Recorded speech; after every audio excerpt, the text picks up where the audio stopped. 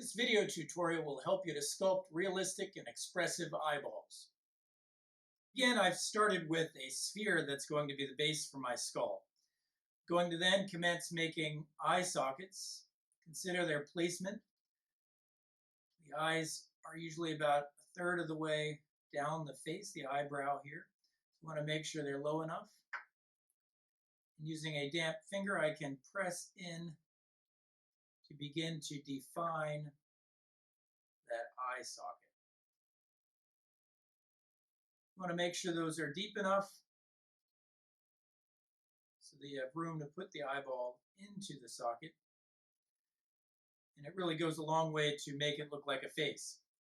Then using a damp finger, I'm just going to soften up that area. And I'm going to take a little clay sphere, make sure it's the right size. That looks pretty good. I'm going to add 2 spheres on here. We don't want them to be too large. Then a trick is to take a damp sponge. That will help maintain the rounded shape of the eyeball as we press it into the socket. If we press with our fingers, we have a tendency to flatten out the form.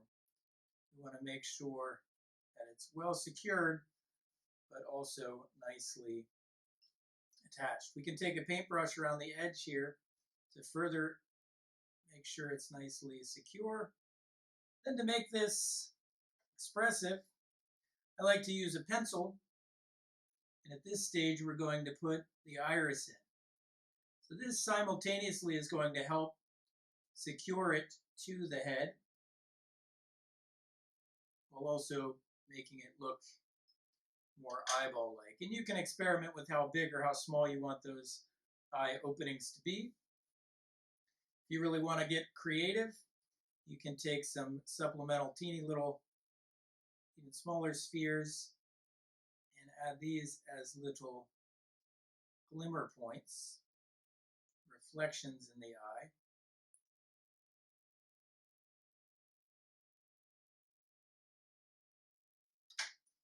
The next step is to take a small coil to define the eyelids.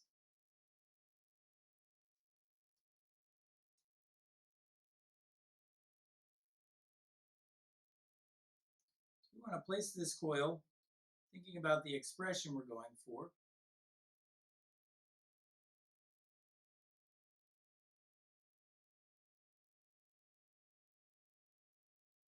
We can make it look more angry if we slope it down like that, surprised, more happy, all depending on how we place that coil.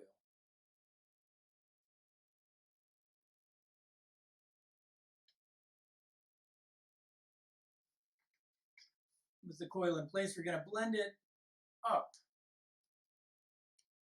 trying to avoid squishing it where it overlaps the eyeball itself. And we can do the same thing for the bottom eyelid, taking a little coil and creating the shape of the eye. Then to add eyebrows, it's going to be a similar technique. We're going to take a little coil.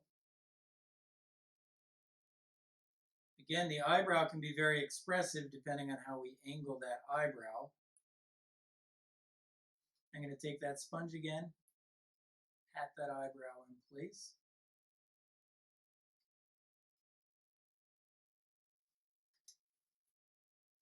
I'm going to do a little pressing down and blending just a little bit. Then we can take our paintbrush and soften everything, blend away the rough edges. Try to avoid the eyeball itself.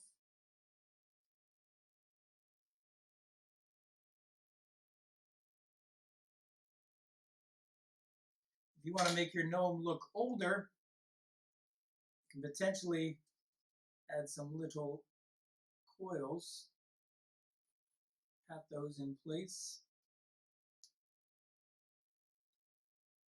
And then using that brush,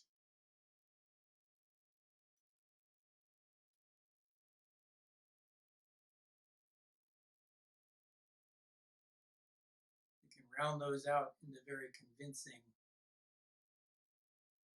looking wrinkles. And then some things we could do to enhance that. Go back in and find a little bit more of those wrinkles.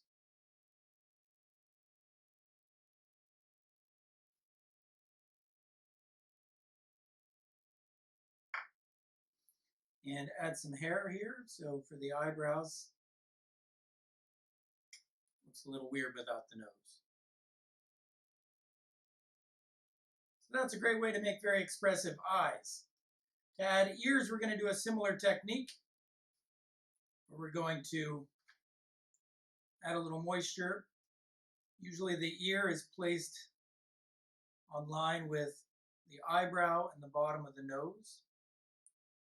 I'm going to add a little moisture, and it's usually about 2/3 or about 1/3 of the way back to the head. So right about, this is going to be where our ear goes.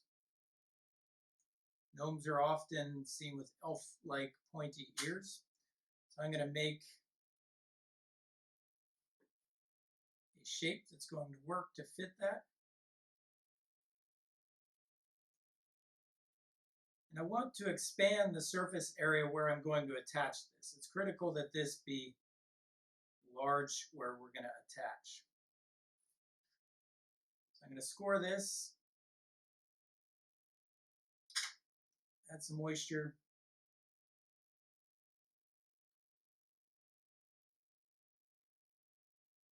Stick that on this way. As I blend it, I'm going to angle it backwards. I'm going to blend it from behind like this.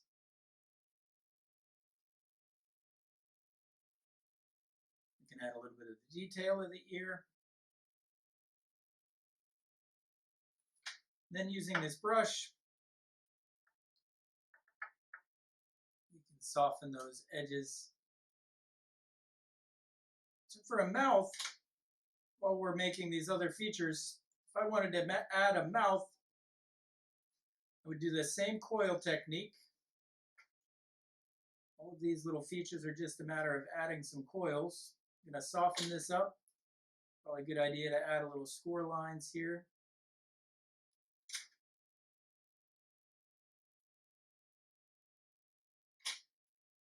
And I can add the bottom lip, blending it down, and a top lip. And for the top lip, I'm going to blend this up. And we can adjust the shape and expression a little.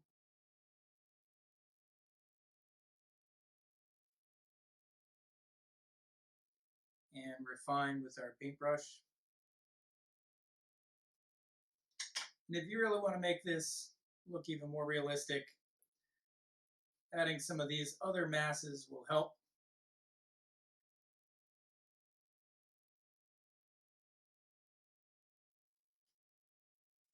The nasal labial folds, part of your cheeks.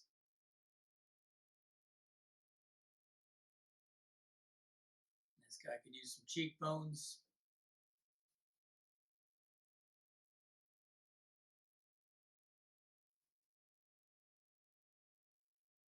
And he seriously needs a chin, so I'm going to go ahead